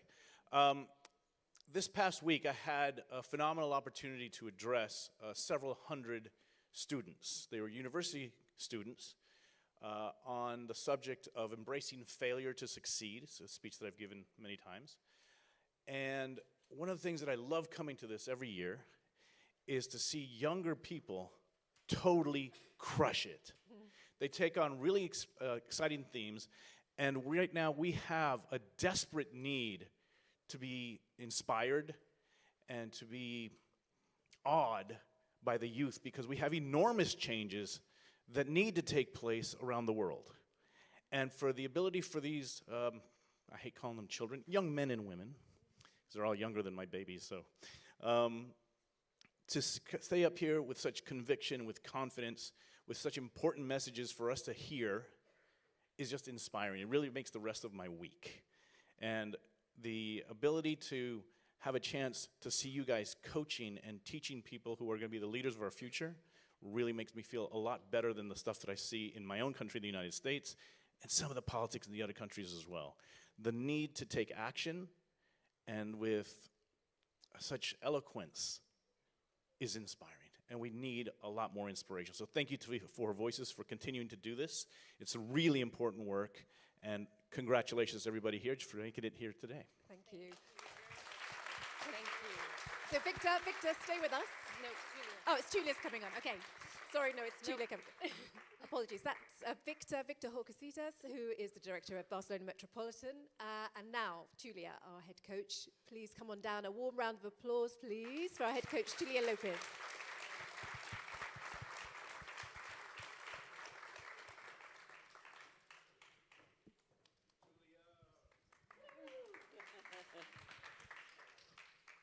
Wow.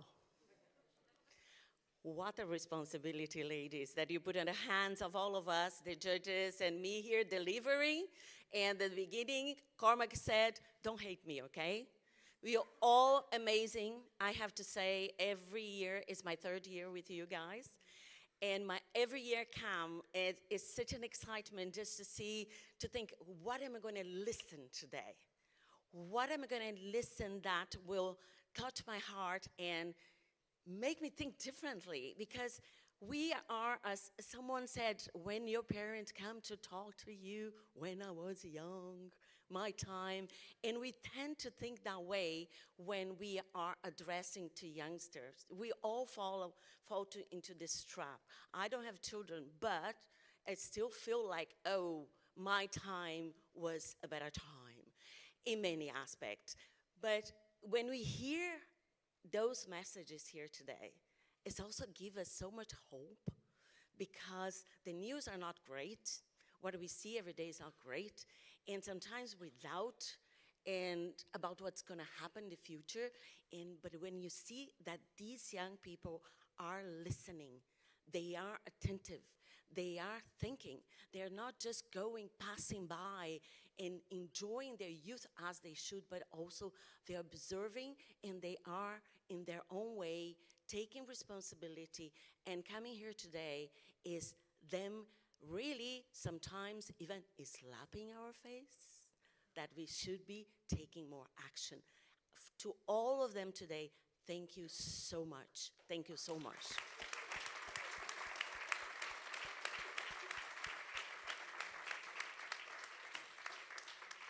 Now, I want to see someone noise. Now, we have to announce, right? So I have to give this to you, and then you give to them, right? Okay.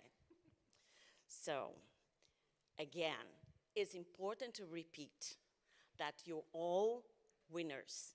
Being here, facing the crowd, sharing your message, just taking the step. Everything starts with the first step. You already did it.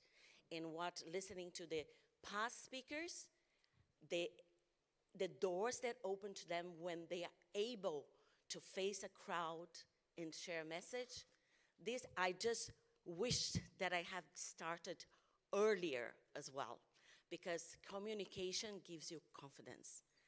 But we have to choose. And you ask for competition. Okay, so here we go. The third place goes, some noise. Woo! Third? Paul Obrador. There's some envelopes as well, no?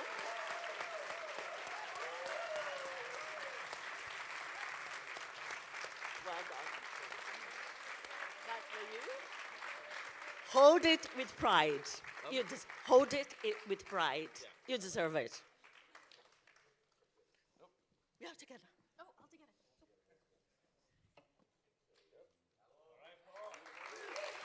Well done. Stay here, yeah? Second place, come on. Woo!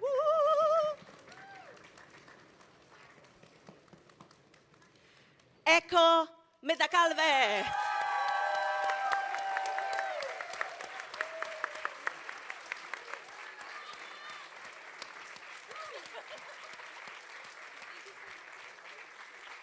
Say it again. Let's do it together. Don't punch him in the face. Leave positive trace. Very good.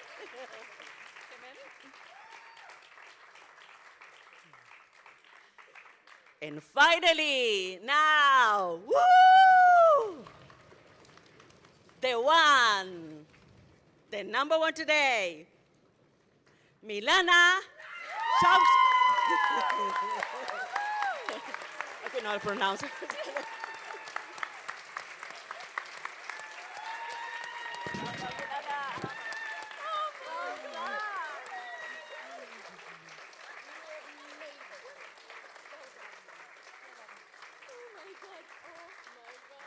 Well deserved.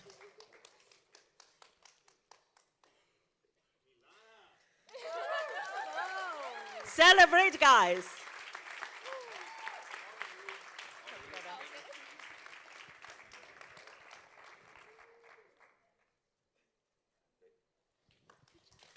Now, I'll pass the watch to you. Thank you, thank you. Well done, you three. You were absolutely exceptional. Thank you from us all for sharing today. Make sure you use this, the strength inside you, to move forward in the world. As Julia has rightly said, communication is AI-proof. It's so important as you move forward. We're relying on you. Not too much pressure, but we have hope after today. Really exceptional. But as Julia said, you were all winners today. So please, come on down, everybody, the 9 of you, and Stand share up. the stage.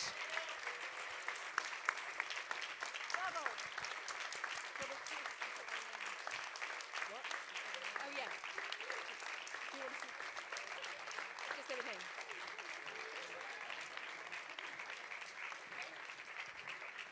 Well done. Keep clapping, keep clapping. Yeah. Well done. Well done, everybody.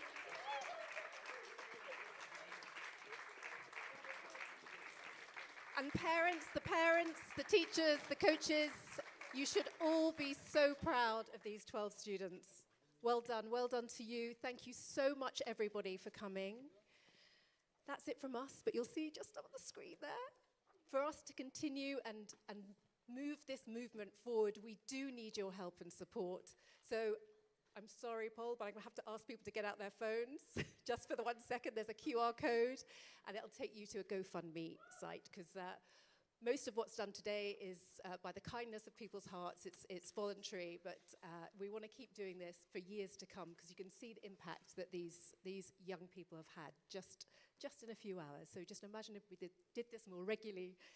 Every month, we don't know, we've got more boot camps coming up, lots of ideas. But thank you so much, everybody, for being here today. And most of all, thank you to our young students. Well done. One more round of applause.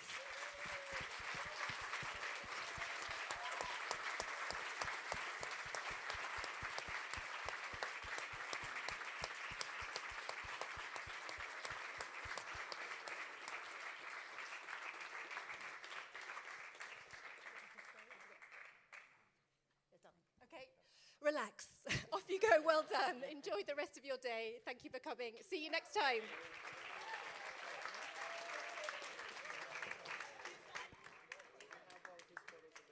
Yes, we'll share them. Don't worry. Thank you. Well done. Was that really